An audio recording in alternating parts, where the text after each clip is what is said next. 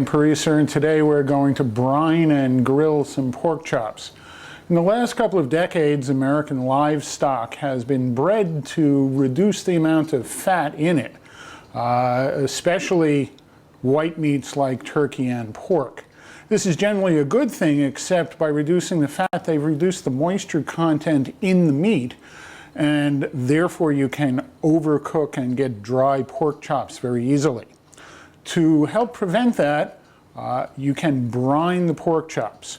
Brining is a very simple technique. It's nothing more than a salt and sugar solution with some water that the meat marinates in for a period of time, so the water in the brine can get into the tissues of the meat. The general ratio is a cup of sugar and a cup of salt per gallon of water.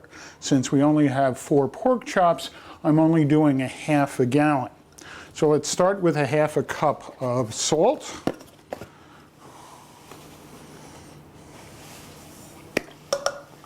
And we would do a half a cup of general white sugar. However, as long as we're brining and putting salt and sugar in, let's get some additional flavors in. Instead of an entire half cup of white sugar, let's put some brown sugar in as well. This is on low heat.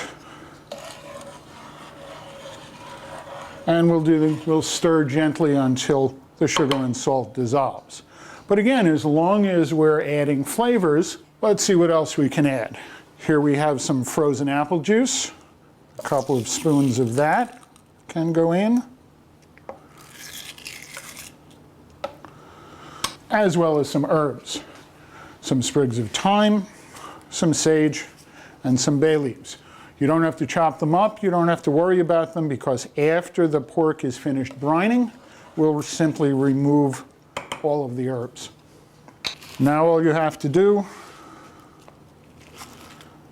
is simply drop them in and make sure they're covered. The general rule is that you should marinate or brine your meat for about half an hour per pound. We've got about 2 pounds of meat here. We can just have it brined for an hour. This should be cool. The brine should be cool, not hot, because you don't want to cook the meat ahead of time.